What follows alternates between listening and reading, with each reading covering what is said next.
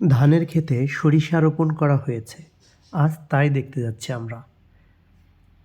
যাওয়ার পথে এই গভীর নলকূপের ঘর দেখতে পাচ্ছি, যেখান থেকে সেচ কার্য সম্পন্ন করা হয়। কিছুদিনের মধ্যে এই ড্রেনগুলোকে পরিষ্কার করা হবে, যেন জমিতে জমিতে পানি ঠিকমতো পৌঁছাতে পারে। এটা পাওয়ার টিলার, জমি চাষের জন্য ব্যবহার করা হয়।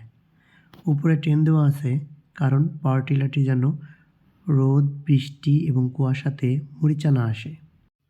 দেখতে পাচ্ছি পশ্চিম আকাশে সূর্য ঢলে পড়েছে, গোধূলিবেলা সন্নিকটে।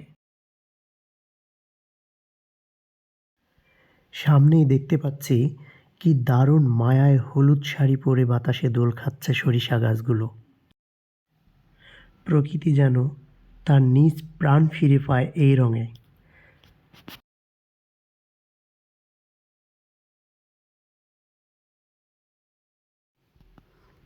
চাষের মজা আর ফসলের আনন্দ উপভোগ করে বাংলার প্রতিটা চাষি। জমিতে বোনা এক একটি শস্যকণা যেন কৃষকের সোনালি স্বপ্ন।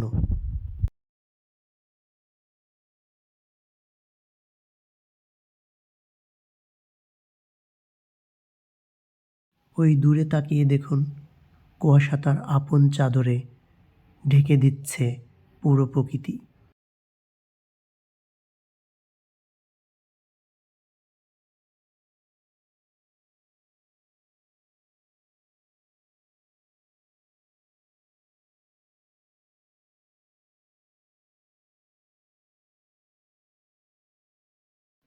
ওই দূরে চাষি তার আপন মনে চাষাবাদ করে যাচ্ছে। চাষের মজা আর ফসলের সৌন্দর্য উপভোগ করে আমাদের বাংলার প্রতিটা কৃষক। আজকে তারই সাক্ষী হতে পেরেছি আমরা। আমরাও আজকে উপভোগ করছি হলুদ সৌন্দর্য।